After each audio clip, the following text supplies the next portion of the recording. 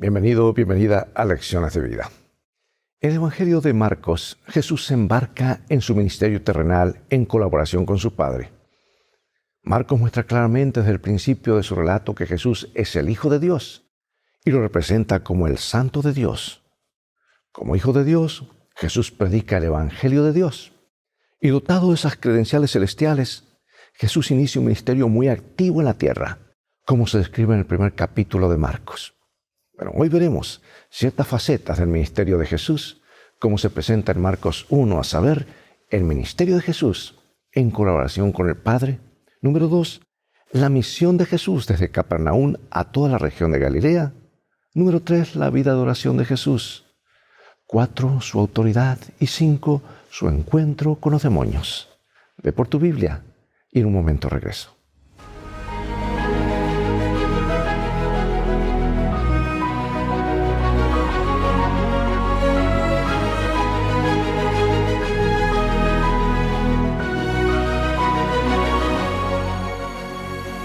Comencemos con el versículo Marcos 1:17. Y les dijo Jesús: venid en pos de mí, y haré que seáis pescadores de hombres. Cada evangelio presenta el comienzo del ministerio de Jesús de una manera particular. Mateo muestra a Jesús llamando a sus discípulos y luego predicando el Sermón del Monte.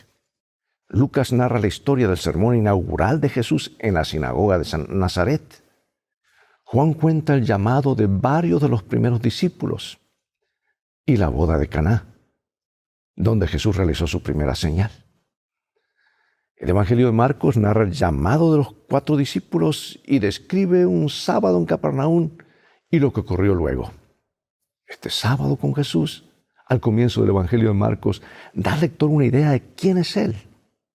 Y en el segmento de Marcos que estudiamos pues hoy y esta semana, hay muy pocas palabras de Jesús.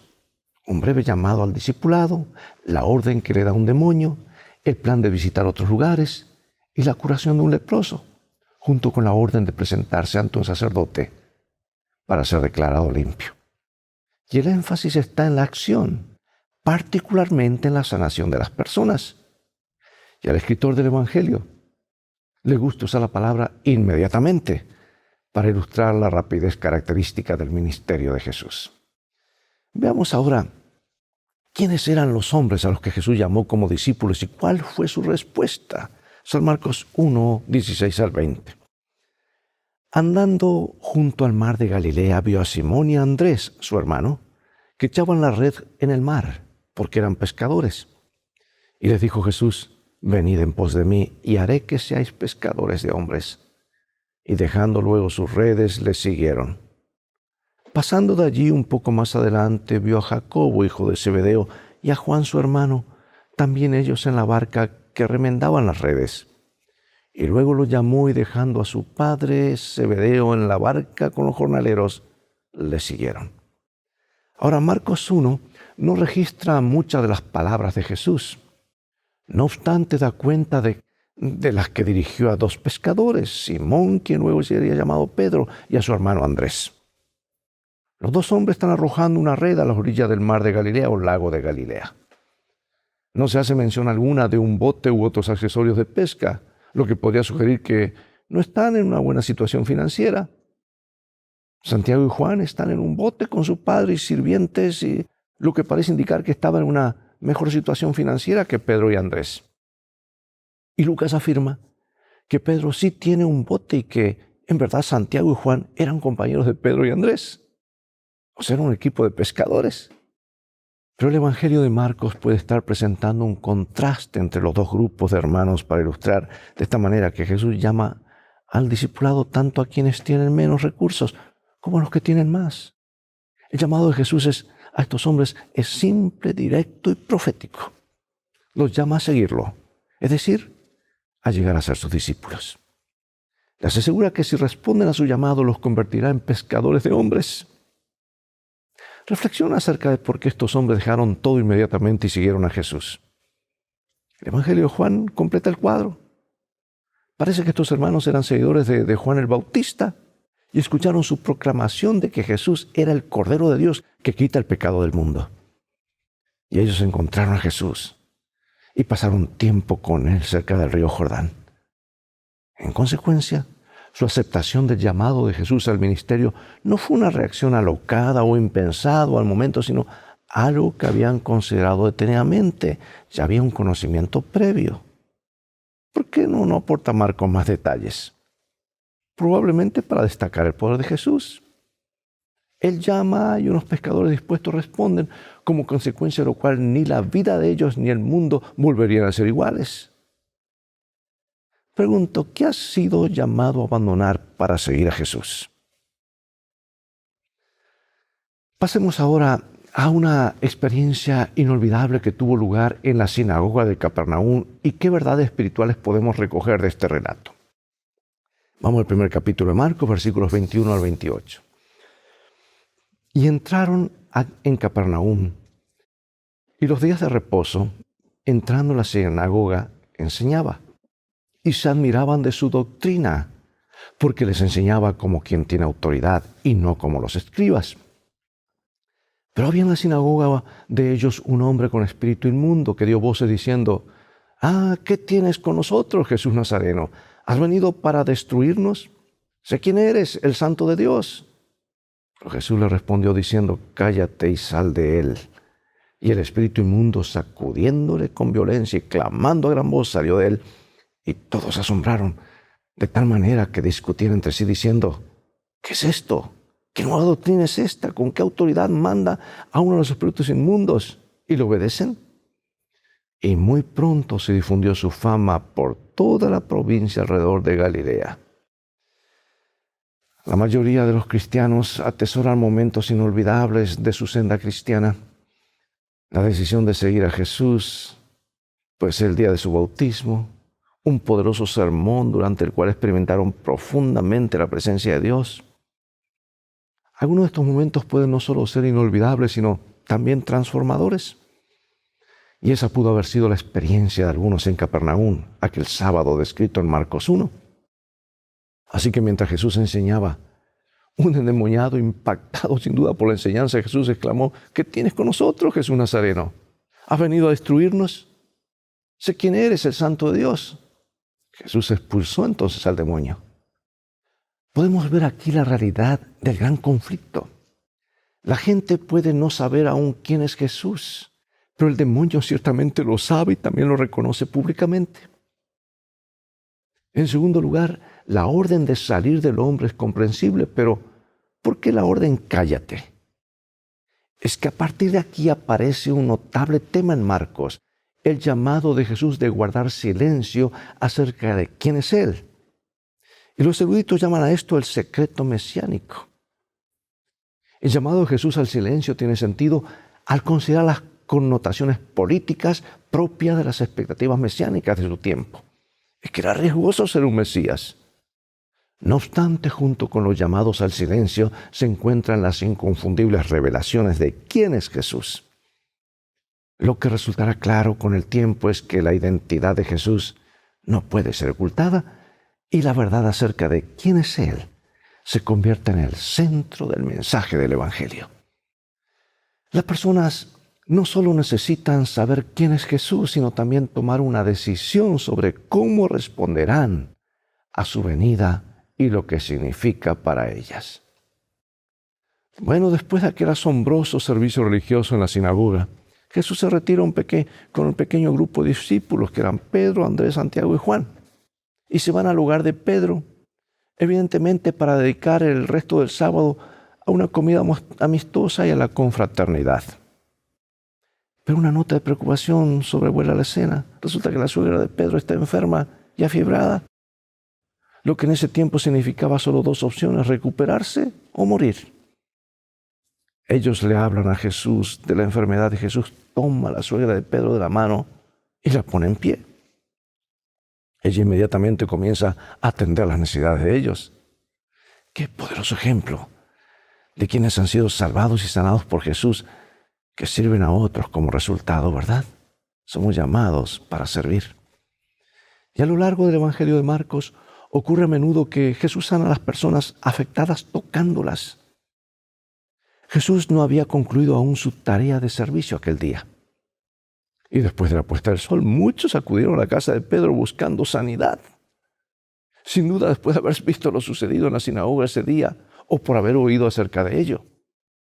El hecho es que el escritor del Evangelio no diga a sus lectores, el hecho de que no lo diga, de que la gente esperó a causa de las horas sabáticas para recién entonces acudir allí, indica que él daba por sentado que sabían acerca del reposo sabático. Y es más, estaban amenazados por los escribas y los fariseos de que se hacían obras extras en sábado, estaban quebrantando el sábado. Y este rasgo del Evangelio de Marcos es consistente con el hecho de que sus lectores observaban el sábado. Marcos dice que la ciudad entera se dio cita en la puerta de la casa en aquel atardecer. ¿Te imaginas? Pedro habrá recibido muchos huéspedes.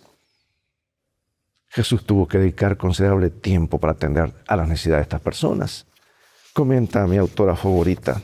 Y en nuestros días te voy a mencionar por qué digo siempre es mi autora favorita. Dice el libro Deseado a todas las gentes.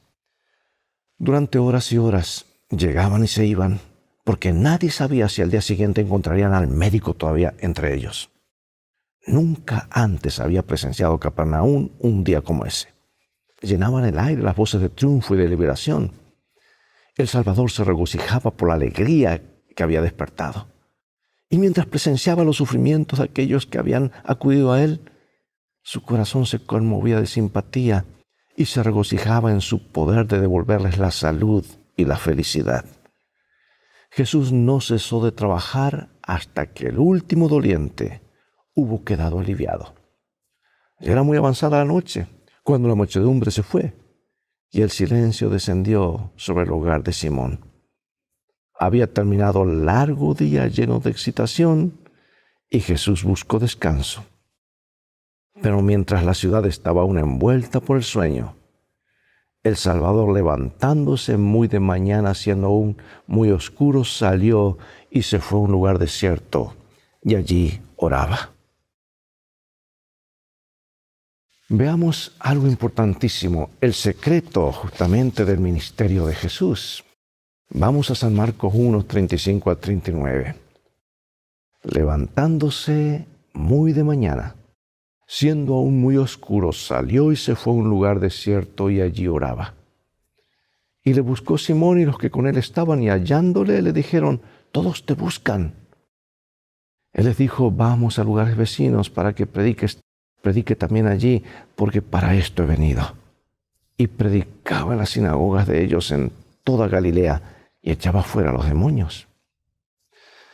Amado, Jesús se levantó antes del amanecer y fue a un lugar desierto, tranquilo, para orar.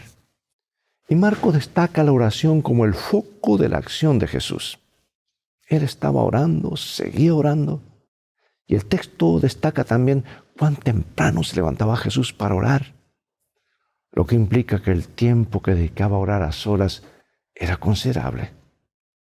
Y a lo largo de los evangelios se nos presenta a Jesús como una persona de oración. Y este parece ser uno de los secretos del poder del ministerio de Jesús. Dice San Lucas, capítulo 6, en aquellos días fue al monte a orar y pasó la noche orando a Dios. ¿Qué nos enseña esto acerca de la vida de oración de Jesús? Muchos cristianos han establecido momentos definidos para la oración.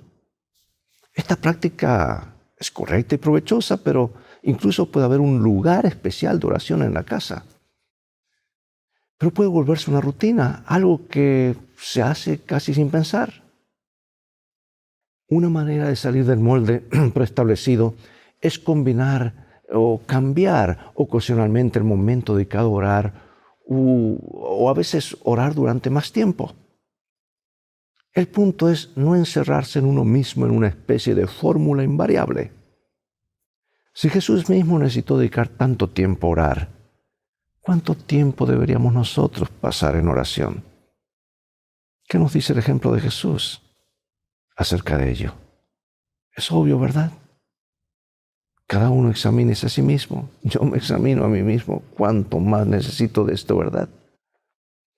Bueno, ahora viene la historia del leproso. San Marcos 1:40. Vino a él un leproso rogándole e hincada la rodilla le dijo: si quieres, puedes limpiarme. Y Jesús, teniendo misericordia de él, extendió la mano y le tocó y le dijo: quiero, sé limpio. Y así que le hubo hablado, al instante la lepra se fue de aquel y quedó limpio. Entonces le encargó rigurosamente y le despidió luego y le dijo: mira, no digas nada a nadie, sino ve y muéstrate al sacerdote y ofrece por tu purificación lo que Moisés mandó para testimonio a ellos. Pero oído él, comenzó a publicarlo mucho y divulgar el hecho, de manera que ya Jesús no podía entrar abiertamente en la ciudad, sino que se quedaba fuera en los lugares desiertos. Y venían a él de todas partes. Ahora, ¿qué nos enseña esto acerca de Jesús y de cómo se relacionó con los marginados de la sociedad? Yo quiero que hagas una pausa y decir lo siguiente. Hoy hay hijos de Dios en diferentes partes, jóvenes en su mayoría, que están haciendo un trabajo magistral en favor de los marginados. Los he visto en Estados Unidos, los he visto en Colombia, los he visto en México, los he visto en Argentina con este grupo Ayuda Urbana que se ha extendido y ha salido en las noticias. Porque hoy es noticia cuando simplemente somos peculiares y hacemos lo que tenemos que hacer. Y este grupo de jóvenes que trabajan en forma voluntaria, la mayoría de ellos profesionales, están sirviendo y se ha expandido esto a diferentes provincias. ¡Qué trabajo tan lindo! Somos las manos, los ojos, los pies, el corazón de Jesús para amar a aquellos que están en necesidad, para amar a aquellos que están en posiciones elevadas, para traer las buenas nuevas de que hay esperanza en Jesús. Ahora mira, la lepra descrita en este pasaje, al igual que en todo el Antiguo Testamento, no se refiere solo a lo que conocemos hoy como la enfermedad de Hansen o lepra auténtica. La terminología bíblica sería mejor traducida como temida enfermedad de la piel y podía incluir otras dolencias cutáneas. Y ahora el leproso confía en Jesús, en que Jesús puede limpiarlo. Y según Levíticos 13, un leproso era ritualmente impuro y debía evitar el contacto con otras personas. Sin embargo, Jesús es movido por la compasión y toca al hombre. Dice: Jesús se compadeció de él, extendió su mano, lo tocó y le dijo: así lo quiero, queda limpio. Ahora, esta acción debería haber contaminado ritualmente a Jesús hasta el atardecer, cuando le habría sido requerido que se lavara a fin de volver a ser ritualmente limpio. Pero Marcos tiene claro que la acción de Jesús de tocar al hombre enfermo limpió a éste de su lepra. Y en consecuencia Jesús no fue ritualmente contaminado por el hecho de tocarlo. Jesús le dice al hombre que vaya a un sacerdote y que se ofrezca el sacrificio ordenado por Moisés para tales casos en Levítico 14. Y a lo largo del Evangelio de Marcos, Jesús se manifiesta en favor de lo que Moisés había dicho. Esa posición está en marcado contraste con los dirigentes religiosos, quienes desvirtúan el propósito original de las enseñanzas comunicadas por medio de Moisés. Estos detalles explican la orden de guardar silencio dada por Jesús al hombre en Marcos 1:44. Porque si contaba su curación, esto podía perjudicar la decisión del sacerdote en contra de Jesús. O prejuiciar, mejor dicho, y perjudicar a Jesús. Pero el leproso sanado parece no entender esto y en desobediencia al mandato de Jesús esparce la noticia por todas partes, lo cual impide a Jesús entrar abiertamente en los poblados para realizar su ministerio. Y esto nos lleva a la pregunta: ¿cómo podemos ser cuidadosos para no hacer cosas que obstaculicen la difusión del Evangelio, independientemente de cuán buenas sean nuestras intenciones? Ellen G. White describió, inspirada por Dios, el ministerio activo de Jesucristo. Dice en el librito El Camino a Cristo: la vida del Salvador en la tierra no fue una vida cómoda y de devoción a sí mismo, sino que trabajó con esfuerzo persistente, ferviente e incansable por la salvación de la humanidad perdida. Desde el pesebre hasta el Calvario, siguió el camino de la abnegación y procuró no ser liberado de tareas arduas, viajes dolorosos y cuidados y labores agotadoras. De modo que aquellos que son participantes de la gracia de Cristo estarán dispuestos a hacer cualquier sacrificio para que otros por quienes Él murió puedan compartir el don celestial. Harán todo lo que puedan para mejorar el mundo mientras permanezcan en Él. Qué hermosa cita, ¿verdad? Dios nos ayuda a aplicar esto en nuestra vida diaria. Porque toda la vida de Jesús estuvo marcada por la abnegación desde la cuna hasta la cruz. ¿Alguno de nosotros se ha embarcado ya en un ministerio que ha exigido demasiado sacrificio? ¿Cómo vivimos el Evangelio en nuestra vida diaria? Bueno, repasemos y luego finalizaremos con una cita inspirada y algunas preguntas de reflexión. Jesús tiene autoridad para llamar discípulos. Y quienes son llamados responden. Él es el santo. Él es santo en contraste con los espíritus impuros que están a las órdenes de Satanás. Una gran batalla está teniendo lugar entre las fuerzas del bien y las del mal. Y Jesús tiene más poder que los demonios. Jesús también se lo muestra que tiene compasión por los enfermos y los ayuda, tocándoles, aun cuando nadie lo haría. Comenta el libro El deseado de todas las gentes. Mientras estaba Jesús en la sinagoga hablando del reino que había venido a establecer y de su misión de liberar a los cautivos de Satanás, fue interrumpido por un grito de terror. Un loco se lanzó hacia adelante de entre la gente clamando: «¡Déjanos! ¿Qué tenemos contigo, Jesús Nazareno? ¿Has venido a destruirnos? Yo te conozco quién eres, el Santo de Dios». Ahora todo era confusión y alarma. La atención se desvió de Cristo y la gente ya no oyó sus palabras.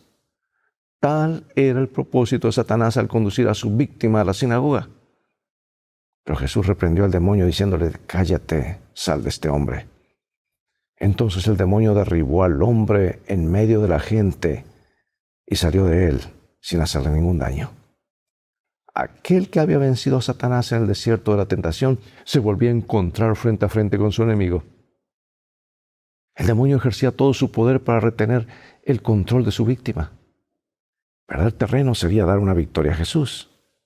Parecía que el torturado iba a perder su vida en la lucha contra el enemigo que había arruinado su virilidad. Pero el Salvador habló con autoridad y libertó al cautivo.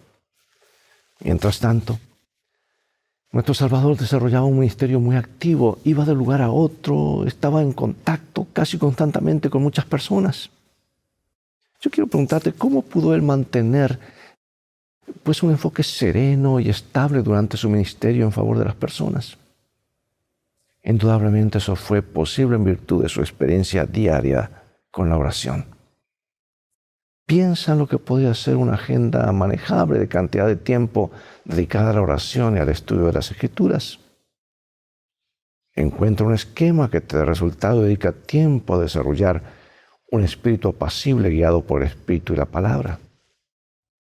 Hubo un tiempo cuando decidí diezmar mi tiempo para Dios, 2 horas y fracción orando por día. ¡Qué días gloriosos! ¿Cómo Dios iba preparando el terreno a medida que más y más oraba?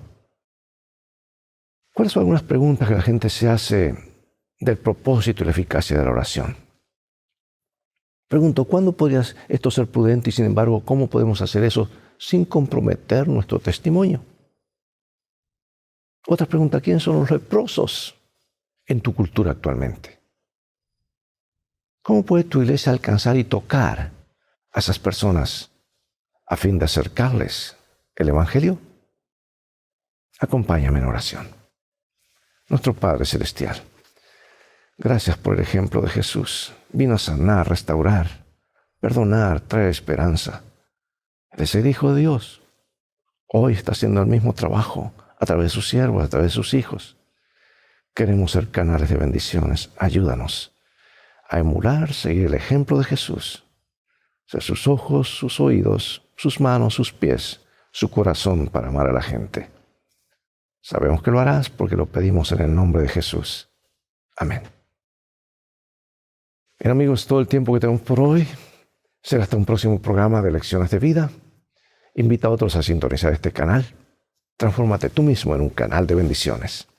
Mientras tanto, Dios te bendiga y recuerda, tú vales mucho para Jesús. Él te ama más de lo que puedes imaginar. Y en el viaje de la vida, las cosas van a terminar bien. Si haces la Biblia tu GPS y a Jesús como tu guía, Maranata.